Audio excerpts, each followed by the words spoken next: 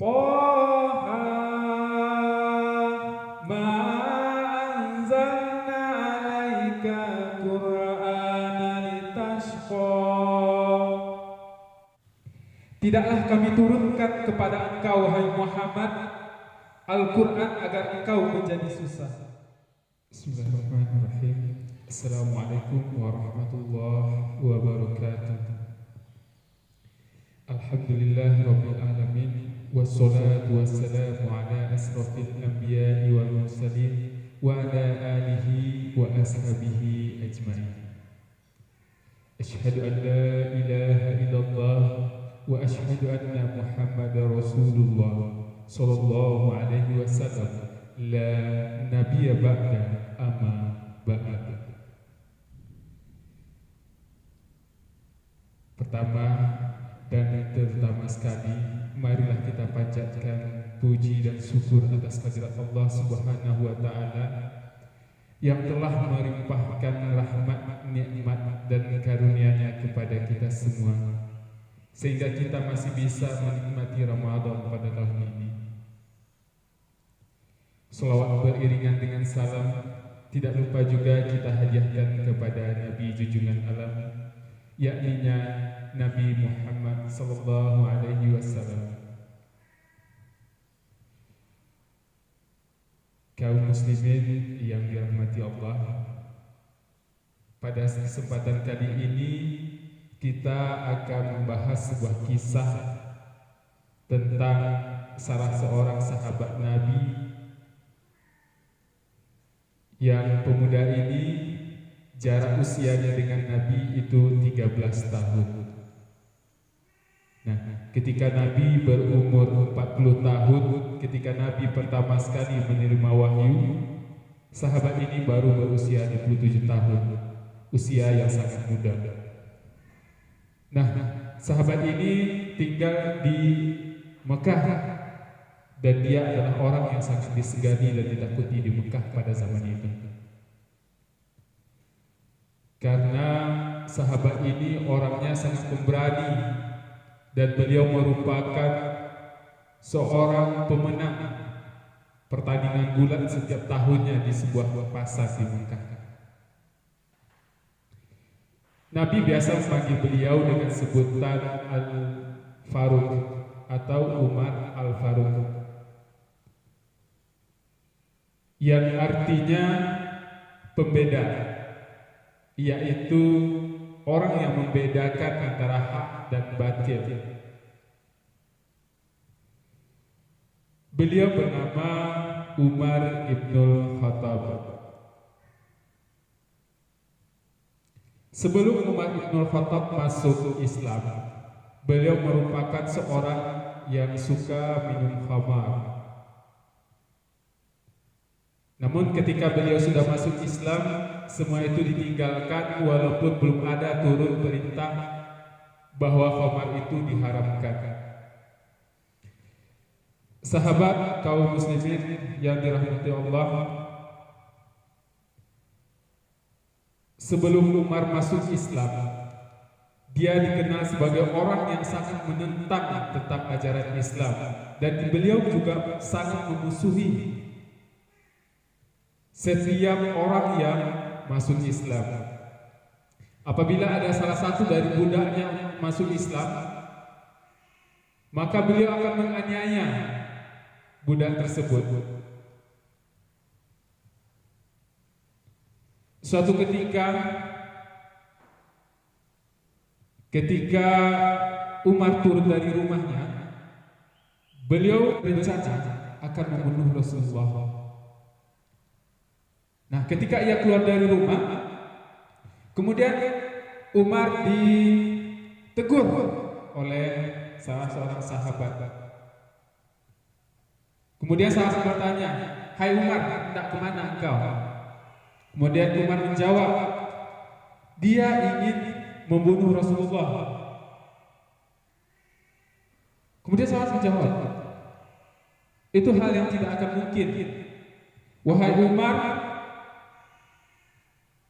kamu adalah dari Bani Adi, sedangkan Muhammad anaknya Abdullah anaknya Abdul Muthalib, anaknya Hashim, anaknya Abdi Manaf, anaknya Qusay. Dan kamu tahu Qusay itu adalah orang yang telah mendirikan Mekah ini.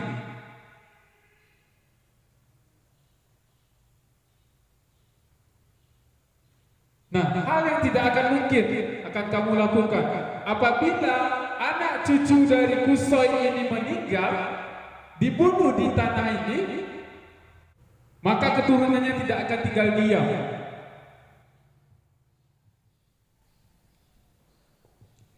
Mendengar kabar adiknya masuk Islam, maka Umar marah. Adiknya sendiri mengikuti ajaran Rasulullah. Sementara selama ini Umar sangat memusuhi orang-orang yang ikut ajaran Rasulullah. Nah, ketika Umar datang bertamu ke rumah adiknya Fatimah, Umar marah, kemudian dipukulnya adiknya. Sebelum dia memukul adiknya, dia terlebih dahulu memukul suami adiknya atau si Said. Dipukulnya Said, setelah dia memukul Said, lalu dipukulnya Fatimah, sehingga terperciklah darah dari wajah Fatimah. Kemudian diambilnya secari kertas yang dibaca oleh Fatimah tadi. Ternyata yang dibaca oleh adiknya itu adalah Quran surat Toha. Toha ma anzalna alaika Qur'ana litashqa. Tidaklah kami turunkan kepada engkau, hai Muhammad, Al-Quran agar engkau menjadi susah. Kemudian ditelaah oleh Umar, dilihatnya baca. Kadang orang Arab itu bahasanya tinggi, bahasa sastra, bukan bahasa orang biasa. Nah, kemudian dilihatnya apa yang dibaca oleh Fatimah tadi. Nah, setelah dilihatnya ternyata bahasanya itu bukan bahasa orang biasa. Nah, kemudian pergilah Umar ini untuk menemui Rasulullah. Pada saat itu Rasulullah sedang berada di rumah Arqam yang merupakan tempat berkumpulnya Nabi dengan sahabat-sahabat. Rumah Arqam itu merupakan base camp-nya bagi Nabi. Nah, di sana Nabi dijaga oleh 40 orang yang salah satunya merupakan orang paling berani atau itu Hamzah. Kemudian ketika Umar datang, Hamzah keluar untuk menemui Umar. Kemudian berkata Hamzah kepada Umar, "Hai Umar, kalau engkau datang ke sini untuk menyerang, maka kami akan menerimamu. Tapi kalau kamu datang ke sini untuk membunuh Nabi kami, maka kami akan membunuhmu dengan pedangmu sendiri." Nah, kata membunuh dengan pedangmu sendiri itu merupakan penghinaan yang sangat besar. Kemudian Umar mengatakan dia datang untuk berdamai. Kemudian Nabi mempersilahkan Umar masuk. Hai Umar, ada apa kamu datang kemari? Kemudian Umar menjawab, "Wahai Nabi, aku percaya dengan Allah, aku percaya dengan engkau, aku percaya dengan apa yang Allah perintahkan kepada engkau."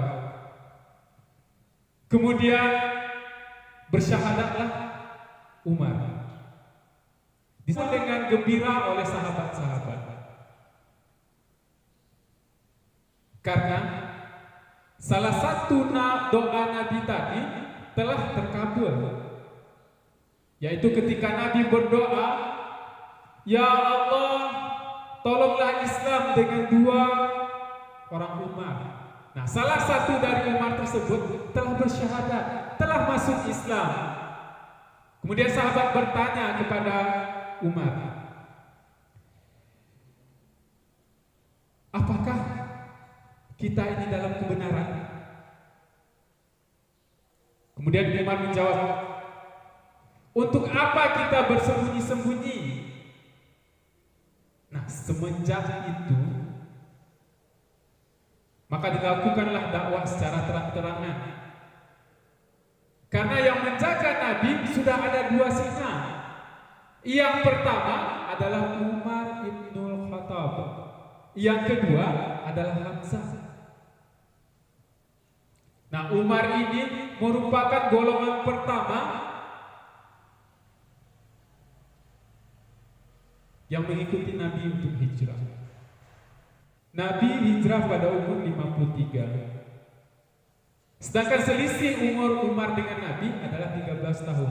Berarti ketika Nabi hijrah umur 53, berarti Umar masih berumur 40 tahun. Umar juga termasuk salah satu dari 7 sahabat yang paling banyak meriwayatkan sebuah hadis. Karena Umar ini merupakan mertuanya Rasulullah. Karena Umar telah menikahkan anaknya yang bernama Hafsah dengan Rasulullah, sehingga Umar banyak meriwayatkan hadis. Karena dengan menikahnya Rasulullah dengan Hafsah, Umar jadi bebas untuk masuk ke rumah Rasulullah. Kemudian setelah lama Rasulullah pun meninggal. Ketika Rasulullah meninggal, kepemimpinan Rasulullah digantikan oleh Abu Bakar As-Siddiq. Nah, setelah Abu Bakar As-Siddiq meninggal, barulah setelah itu Umar yang menggantikan kepemimpinan saat itu. Nah, pada saat kepemimpinan Umar, ada beberapa pembaharuan yang dilakukan oleh Umar. Di antaranya yang pertama adalah dibentuknya polisi-polisi. Yang kedua, seluruh tentara itu digaji setiap bulannya. Biasanya tentara-tentara itu hanya diberi honor apabila setelah melaksanakan peperangan, dan harta hasil rampasan perangan itulah yang dibagikan untuk tentara sebagai honornya. Tapi sejak kepemimpinan Umar, tentara itu setiap bulannya sudah ada honornya.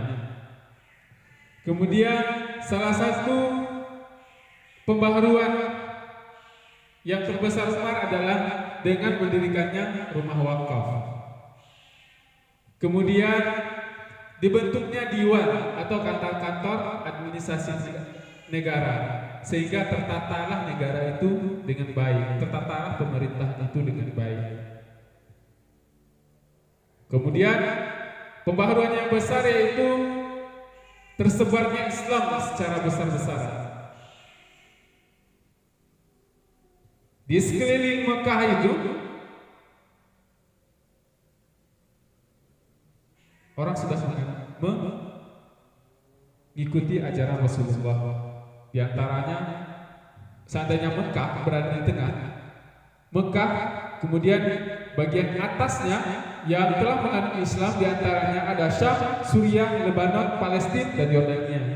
Kemudian bergerak ke bawah, Yaman, dan sebelah kiri ada Laut Merah. Di seberang Laut Merah ada Mesir.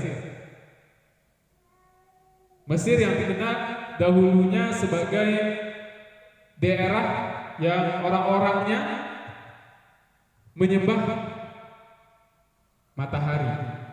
Mereka menganggap bahwa matahari adalah Tuhannya. Makanya di sana ada gambar matahari dan di sekelilingnya ada gambar tangan-tangan. Nah, itulah matahari ibaratnya memberi kehidupan kepada manusia. Karena mereka berpendapat tanpa adanya matahari, tumbuhan tidak akan bisa hidup. Tanpa adanya matahari, manusia tidak akan bisa hidup. Makanya mereka menyembah matahari. Kemudian akhir kehidupan Umar Itu terjadi pada tanggal 30 Zulhijjah.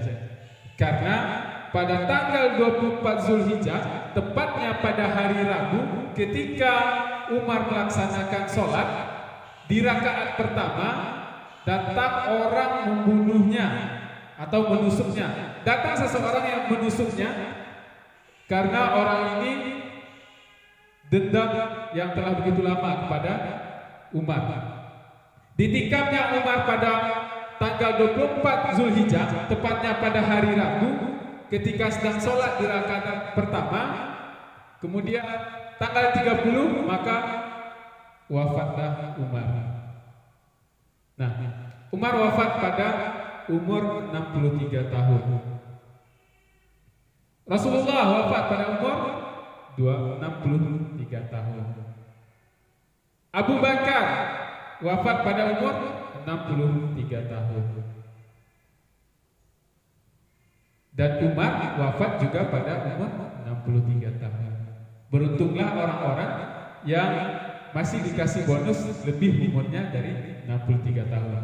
Manfaatkan umur lebih itu untuk beribadah kepada Allah Subhanahu wa taala, memperbanyak pahala dan memperkecil dosa. Nah, ketika Umar meninggal, yang memandikannya adalah anaknya, yaitu Abdullah bin Umar bin Khattab. Makanya seandainya orang tua kamu nanti meninggal, majulah sebagai orang pertama kali yang menyelenggarakan jenazah orang tuamu, baik memandikan, mengafani, menyolatkan dan menguburkan. Jangan sampai ketika orang tua meninggal malah orang lain yang disuruh untuk menyolatkan. Belajarlah dari sekarang. Walaupun kita akan tahu dari kelas 2 kita sudah belajar bagaimana cara menyelenggarakan jenazah, perdalam lagi ilmu itu. Bercita-citalah, insya Allah suatu saat nanti ketika orang tua saya meninggal, maka saya yang akan menyelenggarakannya.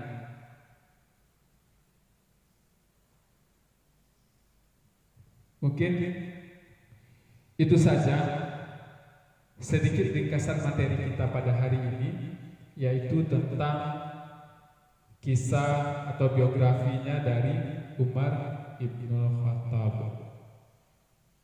Sekian dari saya, semoga cerita ini bermanfaat bagi kita semua. Wabillahi taufiq wa hidayah. Assalamualaikum warahmatullahi wabarakatuh.